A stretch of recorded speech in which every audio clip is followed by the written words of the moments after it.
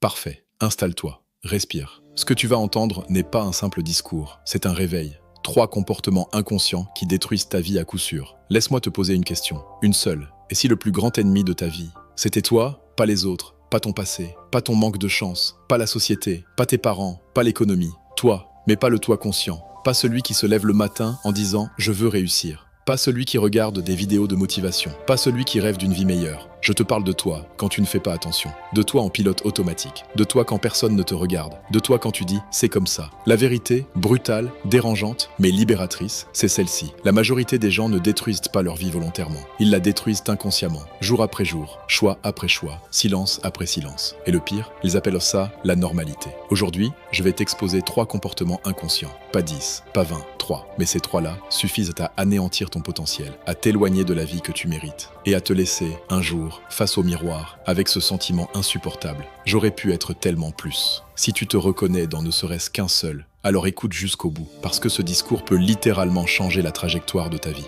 Comportement inconscient numéro 1. Se trahir soi-même pour être accepté, c'est le plus silencieux, le plus répandu, le plus destructeur. Se trahir soi-même pour être aimé.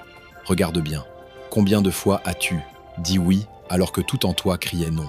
T'es-tu quand tu aurais dû parler? Minimiser tes rêves pour ne pas déranger? Accepter moins que ce que tu méritais, par peur de perdre quelqu'un? Depuis l'enfance, on t'a appris une chose. Sois sage, sois gentil, ne fais pas de vagues, adapte-toi. Alors tu as appris à t'ajuster, à te modeler, à t'écraser un peu. Au début, ça semble inoffensif, mais écoute-moi bien. Chaque fois que tu te trahis, tu t'abandonnes. Et à force de t'abandonner, tu ne sais plus ce que tu veux, tu ne sais plus qui tu es. Tu ressens une fatigue intérieure inexplicable. Tu vis une vie qui ressemble à un costume trop petit. Tu souris à l'extérieur, mais à l'intérieur, quelque chose meurt lentement. Et le plus tragique, les gens pour qui tu t'es sacrifié ne t'ont jamais demandé de le faire. Ils se sont juste habitués à ta disparition progressive. Écoute cette phrase. Elle est cruciale. Si tu dois te perdre pour garder quelqu'un, alors cette relation te coûte plus qu'elle ne t'apporte. Une vie où tu n'es pas toi-même n'est pas une vie. C'est une survie émotionnelle. Comportement inconscient. Numéro 2. Repousser ce qui compte vraiment. Celui-ci est un assassin lent. Très lent, mais implacable. La procrastination émotionnelle et existentielle. Pas seulement remettre à demain une tâche, non. Je parle de remettre à demain ta vie. Quand j'aurai plus de temps, quand j'aurai plus d'argent, quand je serai prêt, quand les conditions seront meilleures. Mais laisse-moi te dire une vérité que personne n'ose dire. Tu ne seras jamais prêt, jamais. Parce que la clarté vient après l'action, pas avant. Pendant que tu attends, les années passent. L'énergie diminue, les rêves se fanent, le feu intérieur s'éteint. Et un jour, tu te réveilles avec une question terrifiante. Comment j'en suis arrivé là?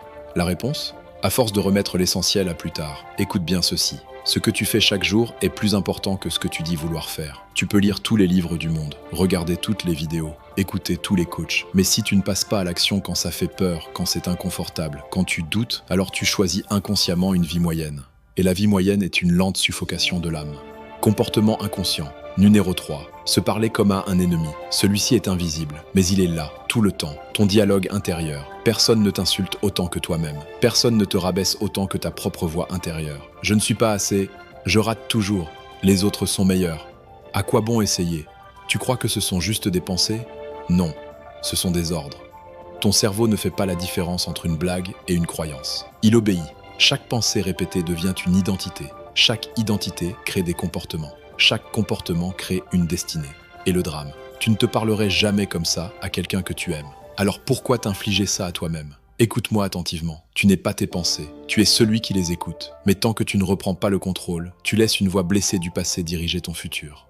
Renaissance. Le moment où tu reprends le contrôle, le moment de conscience. Quand tu ouvres les yeux. Il y a un instant précis dans la vie où tout bascule. Ce n'est pas quand tout va bien, ce n'est pas quand tu réussis, c'est quand tu comprends. Quand tu comprends que ce n'est pas le monde contre toi, ce n'est pas la malchance, ce n'est pas ton passé, c'est ton inconscience qui te maintenait prisonnier. La prise de conscience fait mal parce qu'elle enlève les excuses, mais elle fait aussi quelque chose de magique. Elle te rend ton pouvoir. À partir du moment où tu vois tes comportements, ils cessent de te contrôler. On ne peut pas changer ce que l'on ne voit pas, mais dès qu'on le voit, on ne peut plus l'ignorer. La responsabilité. Le moment où tu arrêtes de fuir. La renaissance commence quand tu acceptes une vérité simple mais violente. Personne ne viendra te sauver. Et c'est une bonne nouvelle, parce que ça veut dire que tu n'as plus besoin d'attendre. Tu n'as plus besoin d'autorisation. Tu n'as plus besoin de circonstances parfaites. La responsabilité n'est pas une punition, c'est une libération. Quand tu dis « c'est à moi de changer », tu reprends le volant de ta vie. Même si tu as été blessé, même si tu as été trahi, même si tu as été conditionné, tu n'es pas responsable de ce qu'on t'a fait, mais tu es responsable de ce que tu fais maintenant. La décision, le point de non-retour. La renaissance n'est pas un sentiment, c'est une décision prise dans le silence, quand personne ne regarde, quand personne n'applaudit, une décision qui dit « je ne me trahirai plus, je n'attendrai plus, je ne me parlerai plus comme à un ennemi ». Et cette décision ne demande pas de motivation, elle demande du respect de soi. La discipline est une forme d'amour propre. Ce jour-là, tu ne changes pas encore ta vie entière, mais tu changes la direction. Et parfois, changer la direction suffit à changer le destin. La reconstruction, pas à pas, mais pour de vrai. La renaissance n'est pas spectaculaire, elle est discrète, silencieuse, invisible pour les autres. Elle commence par de petites choses, dire non sans se justifier, passer à l'action même avec la peur, remplacer une pensée destructrice par une pensée consciente. Chaque petit acte est une brique, et un jour, sans t'en rendre compte, tu te réveilles différent, plus solide, plus calme, plus aligné. Tu ne deviens pas quelqu'un d'autre, tu redeviens toi. Maintenant, écoute-moi une dernière fois, pas avec tes oreilles, avec ce qu'il te reste de courage à l'intérieur. Si quelque chose en toi a serré la poitrine pendant cette vidéo, si certaines phrases t'ont mis mal à l'aise, si tu t'es reconnu sans oser l'avouer, ce n'est pas une attaque, c'est un appel à te réveiller. Parce que la vérité, c'est que ta vie ne sera jamais différente si tu continues à fonctionner de la même manière. Les mêmes pensées créent les mêmes décisions. Les mêmes décisions créent les mêmes résultats. Et les mêmes résultats créent les mêmes regrets. Et un jour, si tu ne changes rien, tu te retrouveras face à une question qui fait peur. Pourquoi je n'ai pas osé quand j'en avais encore la force? Mais écoute bien ceci. C'est peut-être la phrase la plus importante que tu entendras aujourd'hui. Tu n'es pas en retard. Tu es juste à un choix de distance. Un choix de te respecter. Un choix d'arrêter de te trahir. Un choix d'arrêter de remettre ta vie à plus tard. Un choix de te parler comme à quelqu'un que tu veux voir gagner. La transformation ne commence pas quand tout est parfait. Elle commence quand tu dis « je refuse de continuer comme ça ». Alors fais de cette vidéo un point de rupture, pas juste un moment d'inspiration de plus. Like cette vidéo si tu refuses de continuer à te saboter inconsciemment. Abonne-toi si tu veux des contenus qui réveillent, pas qui endorment. Active la cloche si tu veux te rappeler chaque semaine que tu peux devenir plus fort, plus lucide, plus vivant. Et surtout, promette-toi quelque chose. Pas à moi, à toi. Ne plus jamais abandonner la personne la plus importante de ta vie, toi.